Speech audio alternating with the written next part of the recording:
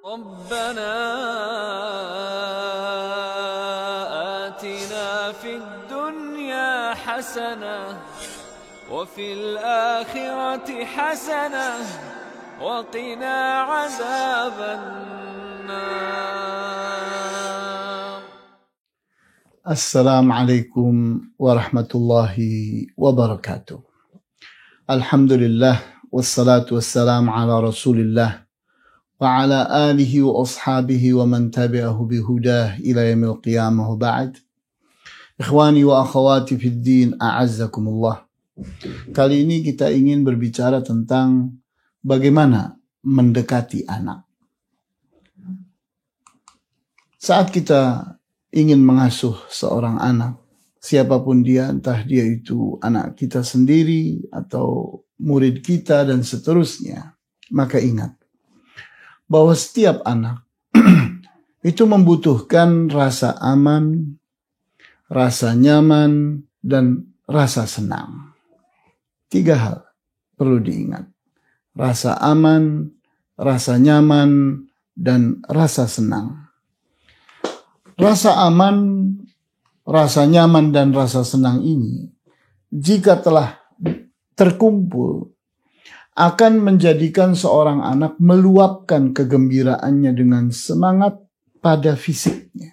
Jadi kita melihat anak itu senang dan gembira, merasa tentram, betul-betul tergambar pada bentuk yakni semangat, spirit pada fisik yang luar biasa. Sebaliknya, jika ketiga rasa yang tadi disebutkan terganggu, maka seorang anak akan menahan semangatnya, akan kehilangan semangatnya, dan justru akan mengedepankan rasa curiga, mengedepankan sikap curiga. Pada saat sikap curiga ini muncul, maka seorang pengasuh mestilah melakukan sesuatu untuk mengembalikan lagi ketiga rasa tersebut, agar anak kembali merasa aman, merasa nyaman, dan merasa senang. Maka tenangkan anak dengan membuat situasi dan kondisi yang terasa aman, terasa nyaman, dan menyenangkan. Rasa aman merupakan kebutuhan inti bagi siapapun, terutama tentunya anak kecil. Anak kecil sangat mengharapkan keamanan. Anak kecil merasa aman pada saat berada pada dekapan dan perlindungan orang dewasa. Itu sesuatu yang sangat-sangat sesuai dengan kejiwaan seorang anak. Sikap curiga terhadap sesuatu yang menakutkan dan membahayakan adalah sesuatu yang selalu melekat pada anak. Jadi anak itu akan mengedepankan sikap curiga sebelum dia merasa aman, merasa senang. Dia akan memperhatikan aman atau tidak. Pada saat kita mampu menjamin keamanan, maka anak akan mendekat karena merasa mendapatkan apa yang didambakannya. Dia mendambakan keamanan. Ternyata kita bisa menjamin keamanan itu.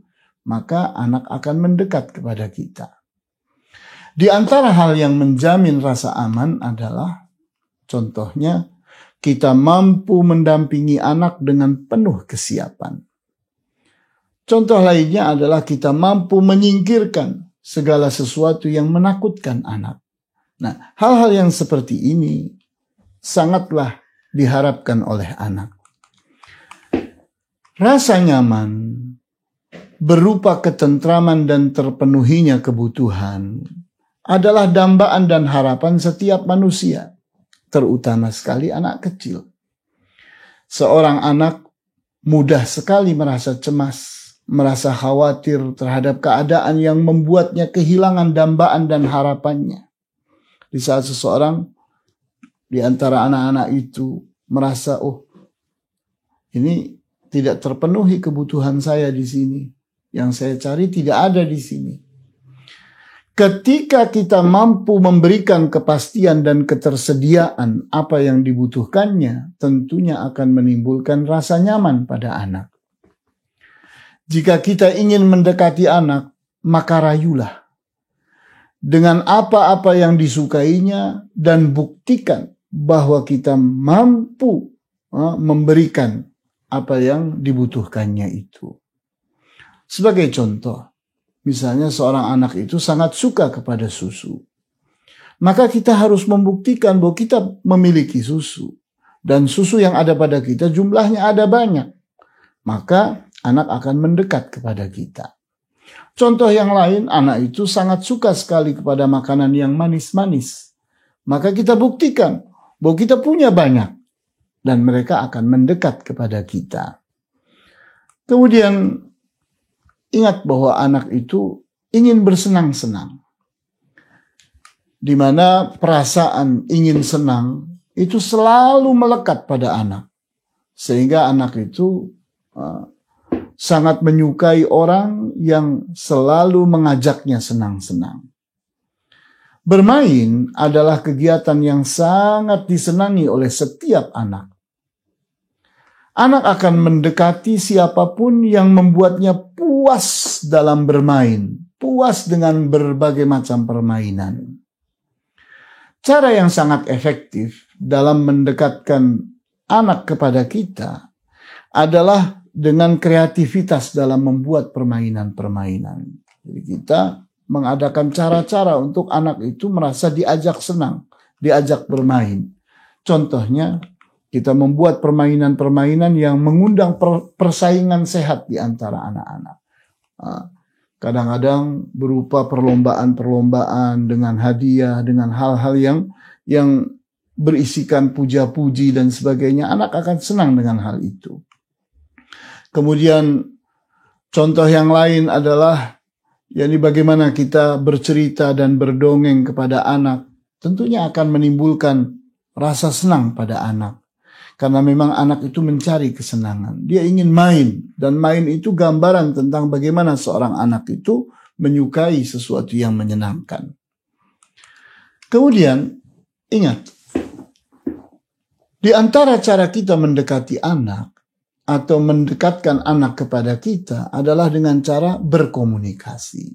Maka anak itu akan berkembang kebutuhan komunikasinya sesuai dengan umurnya.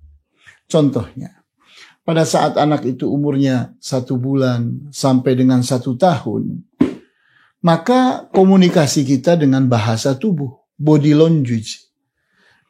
Misalnya kita mempermainkan mimik wajah kita, atau kita mempermainkan jari jemari kita. Di saat anak itu berumur 2 sampai dengan 3 tahun, maka kita ajak anak itu berbicara dengan kata-kata dan ungkapan-ungkapan yang sederhana. Kita jangan menganggap bahwa anak itu tidak paham. Anak itu paham. Hanya saja otaknya belum mendukungnya. Fisiknya belum mendukungnya. Ilmu pengetahuan belum mendukungnya. Kemudian pengalamannya belum mendukungnya. Tapi bicara soal paham, anak itu paham. Paham dengan apa? Dengan nuraninya.